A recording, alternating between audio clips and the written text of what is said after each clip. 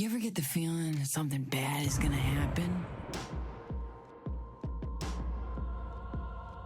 I wanted to follow up my previous video, which is a super outdated game, by doing a similar video, albeit a lot more chill and not as dramatic of a story kind of video. Those kinds of games are quite rare to come by, and this video's production is quite a bit simpler, just so I have good content for y'all while I can work on more like the previous. We'll be playing a match to show you all how I like to play the game, and also show you all that I am, in my opinion, better at this game than I was when I played that fateful match. My rank is currently Oracle 5, and this lobby is average Oracle 5, so people, theoretically, actually buy counter items here. I'm playing some more Vyper, so that I can claim the title of Worst Vyper NA. You heard it here first, folks. And we get straight into setting the tone of the lane with some aggressive playing.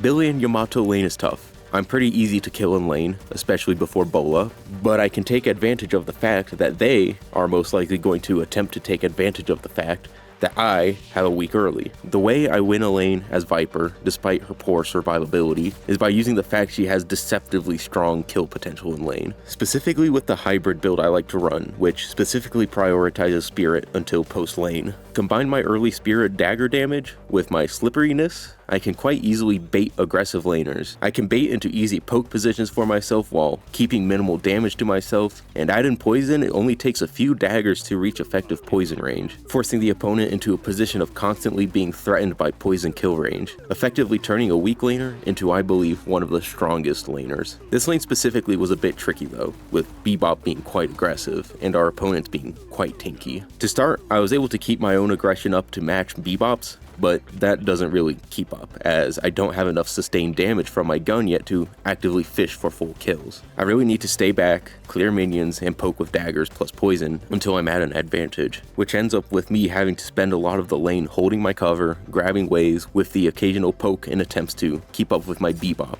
which eventually pays off as Yamato finds herself a bit out of position without Billy, opening her up to a quick burst for the first kill in this lane. But in an attempt to follow up Bebop pushing the advantage on Billy, I put myself in a bad position and get picked off by him, with Bebop also getting picked shortly after. With that, Billy has a solid lead on us, further making my choice of a play safe, poke heavy, fish for sneaky kill style more valuable. Sometimes with V, you can start running away with a lead early and play super aggressive despite the weak defense, but if that's not possible, and this goes for any hero, you need to have a game plan in order to not push your disadvantage, allowing the opponent to easily take over your lane and eventually, possibly, the game. And what you're watching is how I handle that disadvantage. I'm taking it nice and easy. They are continuously funneling minions into our tower, but Bebop keeps pushing for damage and kills, while I'm looking for essentially drive-bys. He's just continuously taking excess damage while I maintain a healthy health bar, which eventually gets him killed before I can even follow up. Thankfully, because I am healthy, I am in a position to be able to safely farm the push while being able to keep Billy in kill range, forcing him to run away and getting him to complain about Vyper. With Billy temporarily gone, we are able to push hard on the 2v1,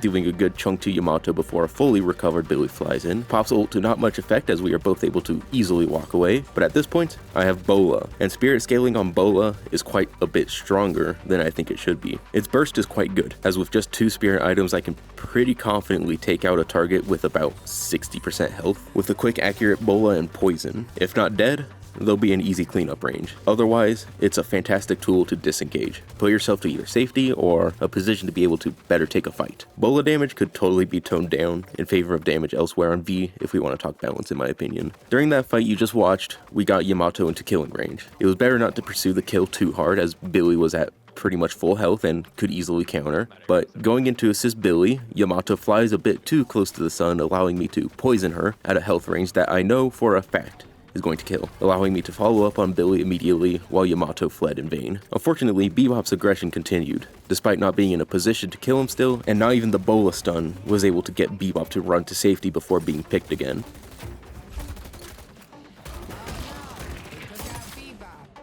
I push it with Billy a little bit, taking advantage of Vyper's kite potential to not much effect as he is quite ahead at this point.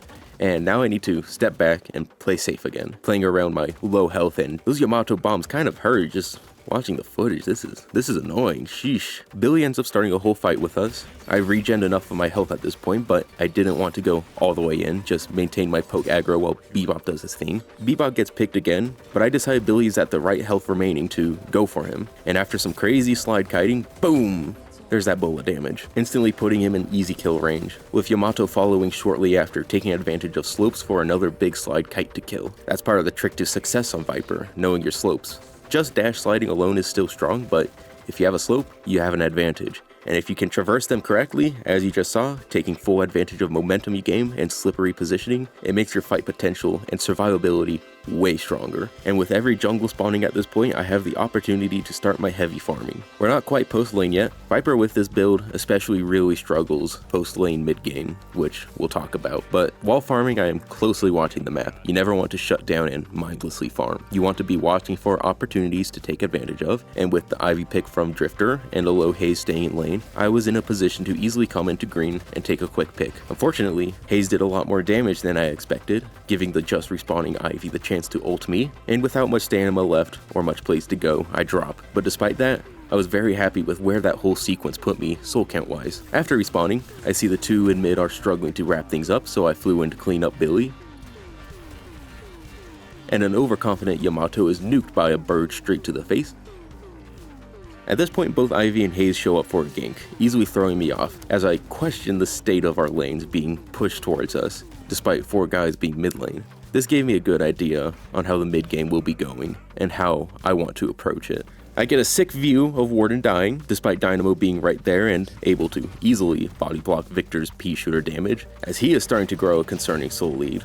A bit after I respawn, I return mid, making a mistake of having an intent to fight, where I get dropped again, and this is where I realize what the state of the game looks like, as 4 of my teammates are quite behind, with most of our opponents matching Drifter and I.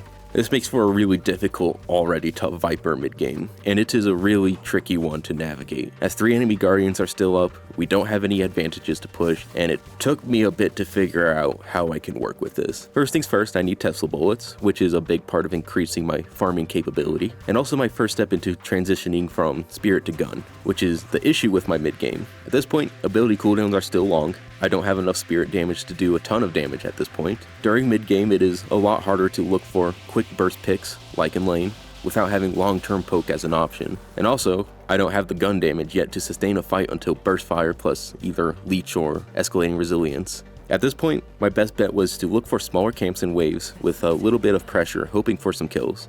And when I do eventually get Tesla bullets, the farming gets a bit easier. A little later, I looked to cut off a retreating Haze, and after getting easily picked from that, I took a good look at the state of the game. And despite not being long after my last look at the scoreboard, I saw that it was looking really bad. Everyone but Paige and Yamato are quite ahead now. I'm barely into a very weak mid-game, so I need to do something I don't like to do, and that's essentially disappear into the jungle for a while. Look for only essential defenses and avoid fighting with my team until I can pick up my own individual lead, as otherwise, we are feeding like crazy. Looking at the team score, we really don't have a strong carry, just a questionable Drifter, so I'm going to need to be able to step up eventually. I just have to hope the team can hold it down with minimal losses while I take care of business. My point and plan has proven effective quite quickly, as with a couple medium camps, a couple minion waves, and a few sinners, I'm quickly catching up, and with a greedy Haze overextending looking for a green walker, I'm able to pick up an easy kill with that sweet bola poison damage I mentioned earlier. Plus, a conveniently timed walker stomp. A little break from the action, and I am just shy of being even with my opponents, despite being about 4k down not long ago. Despite the closing of the gap, I am not going to stop my plan. I need a couple items still for my gun to be usable, and I want to be able to take over the game, so immediately back to farming I went, hoping to get my poison upgraded to tier 3, which will allow me to start power farming since it applies poison without cooldown after landing a few shots. I want to note, while you are jungle farming, lane minions should always be priority number 1, especially when unattended. They give you the most souls, it saves your own walker from being chipped away at, as well as prevents easy attacks from your opponents. If someone is pushing, it's easy to pop a wave, run off to do a camp, come back and pop another wave without issue. And biggest thing is, if you are able to unattended push them into the enemy walker, someone will be forced to take care of it, unless they want their walker to be chipped away by minions while you farm, pulling a little bit of that pressure off your other lanes. A few minutes of continuous farming later, I have enough to start looking for 1v1s. I get the chance for a quick Ivy pick, who drops a fat sack of souls, giving me the individual soul lead I was looking for, and I'm able to slither off without issue until backup arrives, where Victor proves to be a problem, because as soon as I drop, the chances of him dying dropped with me. He is problematically fed, and I simply need to avoid him. unless he is out of position. The team held it down well though, maintaining all 3 walkers, with both Drifter and Warden being able to start picking up a lead as well. And soon after, I finally got my tier 3 poison, which essentially unlocks one of the best power farmers in the game. I am in a position where I continue farming, but I can be more aggressive with my farming positioning, doing quick camps while being in a place to potentially assist the team instead of blind farming. A sloppy fight breaks out on yellow after a walker is sieged, where I am nearly taken out in an isolated situation, but after retreating it, breaks out again after figuring it would clear out, but the enemy was greedy, and after Billy somehow escapes with minuscule health remaining, a carefully positioned attack on Hayes gets her killed, and I look for an Ivy pick before escaping again with just a little health remaining.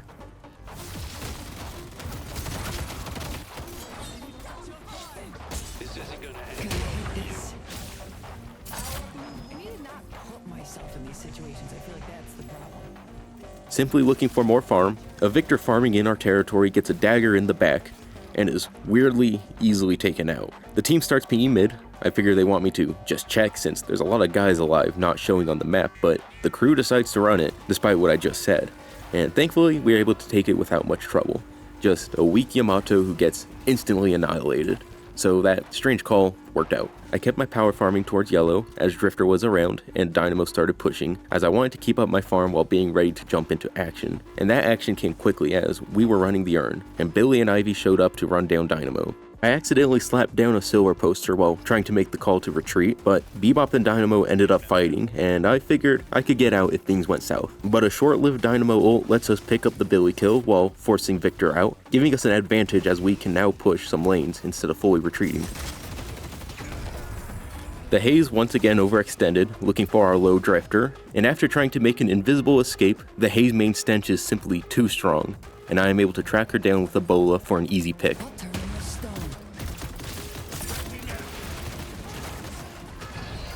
At this point, I have a very sizable soul lead, with the rest of my team also staying competitive, but it starts to go down as Bebop and Billy start fighting over the Nirvana t-shirt in the underground Hot Topic. I decide to go all in on fighting this. Thankfully, their carries were distracted elsewhere, so I was able to chase down Ivy, who conveniently led me to the Page, who currently does not have a team to back her up, giving me a weirdly challenging chase and another fat sack of souls, totally tearing up their backline.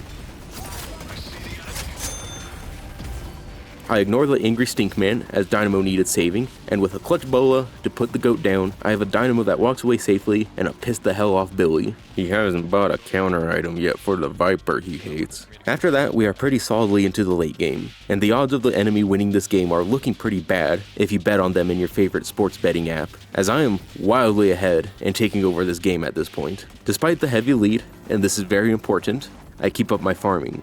At the end of the day, it first off makes ending easier. That can be a difficult task sometimes. And second off, a lot of the times that I see people lose is because they tunnel vision so hard on finishing the game that they stop gaining souls, while the enemy is funneled waves upon waves of souls via the sheer amount of minions that get pushed in. You might have seen me take advantage of that in my 3v6 video, in fact. Okay.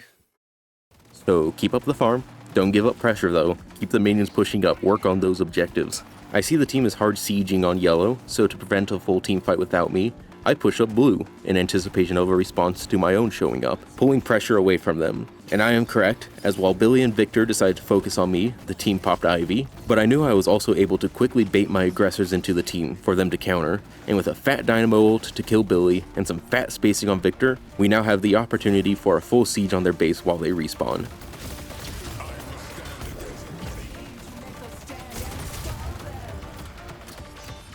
Despite still holding the advantage, we still make the call to retreat for mid-boss.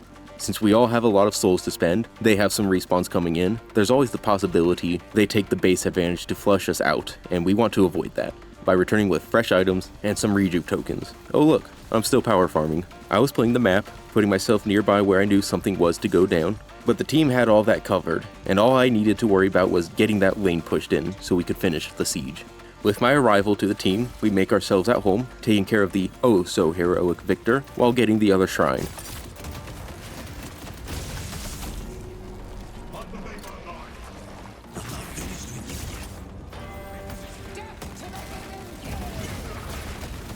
I decide to totally harass the backline, pulling the focus onto myself as I could easily get away from a problematic situation, and with one pick after the other, we have this one wrapped up and in the books. Let's see